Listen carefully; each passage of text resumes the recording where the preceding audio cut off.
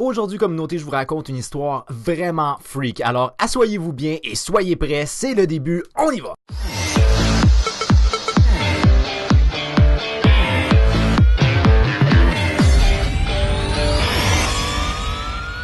Alors oui, je vais prendre la peine d'essayer d'enlever mes lunettes parce que semble-t-il que ça fait trop de reflets au niveau de mes yeux. Ceci étant dit, je vous dis, je suis vraiment très myope. Alors en ce moment, je vois très mal la caméra. Donc si je vous regarde pas, je suis désolé, c'est tout simplement que je vous vois pas. Alors là, pour vous raconter l'histoire, eh bien, il faut d'abord établir une base informative. Et cette base informative-là, c'est l'existence de Craigslist. Alors si vous connaissez pas Craigslist, c'est un site internet où vous pouvez poster des annonces, où vous proposez soit des services, ou vous demandez à des gens de vous rendre un certain service. Donc disons comme par exemple, moi je suis un plombier. Alors je peux poster une annonce sur Craigslist où je vais dire, je suis plombier, j'habite dans la région, disons, de Montréal ou dans la région de Paris et je peux faire des services à domicile. Alors là, il y a des gens qui vont aller sur Craigslist puis qui vont m'écrire pour me dire, comme par exemple, qu'ils sont intéressés par mes services. Mais vous pouvez poster là-dessus tout genre d'annonces. Alors là, pour mon histoire, eh bien, on va se transporter en Californie, plus particulièrement à proximité d'Anaheim, peut-être même dans la ville d'Anaheim, où il y a une femme qui s'appelle Madame Diaz. Alors, Angela Diaz, qui est âgée de 31 ans, est mariée avec un homme qu'on va appeler John Doe. Pourquoi est-ce qu'on l'appelle John Doe? Eh bien, c'est parce que c'est un personnage qui est un personnage public en Californie. C'est un marshal. Alors, on ne donne pas dans les médias son nom officiel, son vrai nom, finalement. Alors, Madame Diaz, qui est âgée de 31 ans, vient de se marier avec John Doe. Ça fait pas tellement longtemps. Et là, elle lui apprend une très grande nouvelle. Je suis enceinte. Alors là, bien entendu, le couple est parfaitement heureux avec ça. Et après l'annonce qu'elle est enceinte, Madame Diaz dit à son nouveau mari, ou du moins à son mari, à Monsieur John Doe, qu'elle a commencé à recevoir des emails haineux de son ex-fiancé. Alors, son ex-fiancé, qui s'appelle Michelle Hadley, aurait commencé à envoyer des emails qui sont des emails vraiment très haineux avec un langage à la fois religieux, mais qui va parler comme par exemple de Satan, puis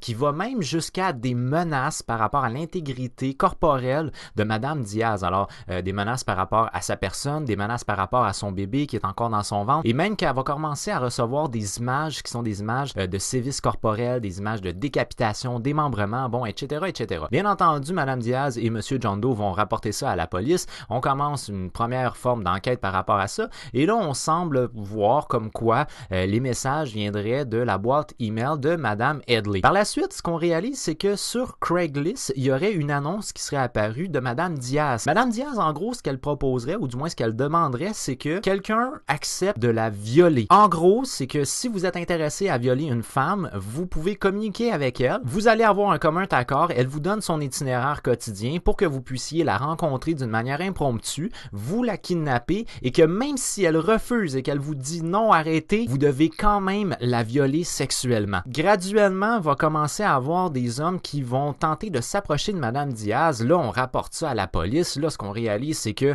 cette publicité-là aurait probablement été faite par Madame Hadley, donc l'ex-fiancée de Monsieur John Doe. Alors là, bien entendu, on arrête Madame Hadley sous le prétexte qu'elle a envoyé des messages haineux, des menaces, etc., etc. En plus de ça, qu'elle a créé une fausse annonce de Madame Diaz qui demanderait d'être violée. Je veux dire, quel humain sain d'esprit demanderait d'être violé? Déjà, moi, je suis complètement dépassé à l'idée qu'on puisse avoir ce genre d'annonce-là sur Craigslist, mais ça a l'air que ça existe et que c'est possible de le faire. Puis il y a même du monde qui ont répondu, Seigneur Dieu. Alors là, continue cette histoire-là. Bon, pendant une certaine période de temps, le temps où Madame Hadley est emprisonnée, il y a plus d'hommes qui se présentent au domicile de Madame Diaz pour essayer de la violer. Du moment où Madame Hadley sort de prison, là, c'est comme si ça recommençait. Et puis là, le 24 juin 2016, Madame Diaz appelle la police, comme quoi il y a un homme qui a essayé de la violer dans son garage. Alors là, la police se déplace, bien entendu, on prend la chose très au sérieux. Là, on voit la scène de crime, donc Madame Diaz démontre qu'elle a une échymose au niveau du cou, comme quoi l'homme aurait essayé de l'étrangler. Par la suite, elle montre une tache qu'il y a au niveau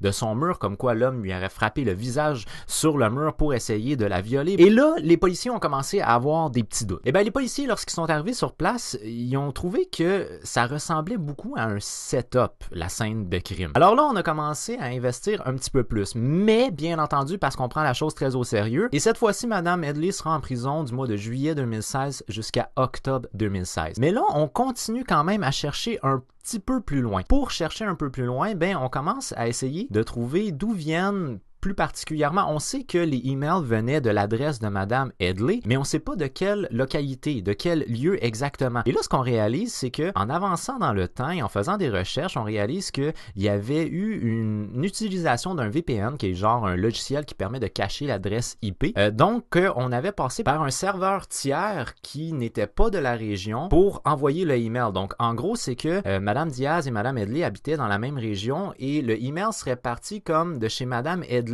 qui aurait été beaucoup plus loin pour revenir par la suite chez Madame Diaz. Alors là, on s'est demandé, bon, est-ce que c'était par mesure de sécurité que Madame Headley faisait ça parce qu'elle voulait pas être découverte, bon, etc. Et là, on a fini par retrouver le proxy par où avait passé le fameux email, c'est-à-dire l'expéditeur du email de menace. Pour réaliser que les emails venaient de 3 endroits. Le condo de Madame Diaz, la maison du père de Madame Diaz, le téléphone cellulaire de Madame Diaz. Alors là, la police a commencé à se poser des questions, là. Est-ce que ça serait possible que Madame Diaz aurait elle-même envoyé les emails pour se faire des menaces elle-même? Et c'est là où ça devient des plus tordus, parce que non seulement est-ce que la police a réalisé que Madame Diaz s'était envoyé elle-même des documents qui étaient des documents haineux, elle avait repris même le style d'écriture que Madame Headley avait eu au moment de la rupture avec John Doe, donc elle utilisait des métaphores religieuses mais pas du tout haineuses, tandis que Madame Diaz, elle a repris les métaphores religieuses de manière très haineuse. Mais en plus de ça, c'est Madame Diaz qui accusait Madame Headley d'avoir créé un faux compte sur Craigslist pour une annonce de viol. Ce serait Madame Diaz elle-même qui aurait créé son propre compte pour faire passer Madame Headley comme étant la méchante qui a créé un faux compte pour se faire violer. Alors, c'est ce qui expliquerait pourquoi est-ce que Madame Diaz avait toujours une certaine avance et qui était capable d'appeler la police avant que l'homme entre en contact directement avec elle. C'est parce qu'en gros, l'homme avait communiqué avec elle comme quoi il allait le faire la journée même. Fort heureusement, la police a réussi à trouver ce superfuge-là, qui est un superfuge qu'on se cachera pas, quand même très sophistiqué. Il faut pousser loin pour penser à ça. Et Madame Diaz a été arrêtée officiellement, puis là, elle a plein de chefs d'accusation. Ne vous en faites pas, non seulement Madame Headley est maintenant libre, mais en plus, John Doe a demandé le divorce. Franchement, t'es pas bien dans ta tête, ma grande. Are you listening?